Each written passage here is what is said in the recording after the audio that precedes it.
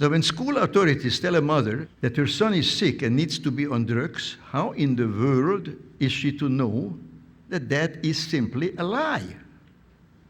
How is she to recognize that what experts now call attention deficit hyperactivity disorder is simply not a disease? Now, such a mother is not an expert in the history of psychiatry.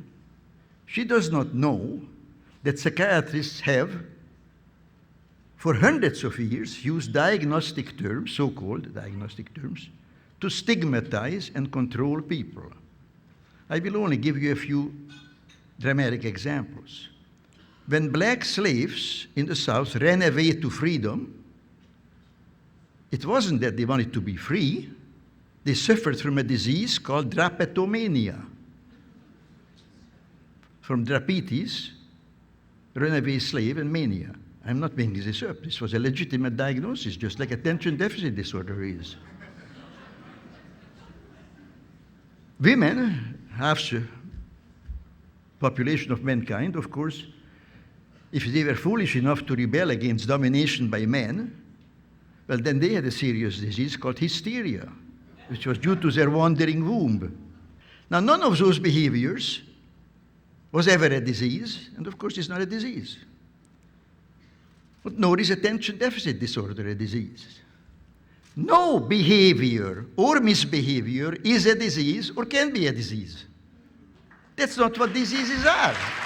So it doesn't matter how a child behaves. There is nothing to examine.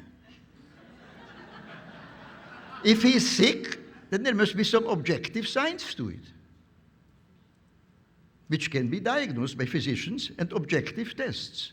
That's why as soon as you go to a doctor, they take a lot of blood and take x-rays. They don't want to hear how you behave. When I went to medical school 60 years ago, there were only a handful of mental diseases. I think there were no more than 6 or 7. Now there are more than 300. And new ones are, quotes, discovered every day. Labeling a child as mentally ill is stigmatization, not diagnosis. Giving a child a psychiatric drug is poisoning, not treatment. Diseases are malfunctions of the human body, of the heart, the liver, the kidney, the brain, and so forth. Typhoid fever is a disease. You all know that? You don't question that. Spring fever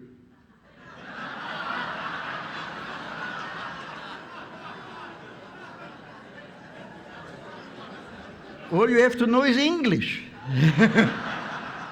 Spring fever is not a disease.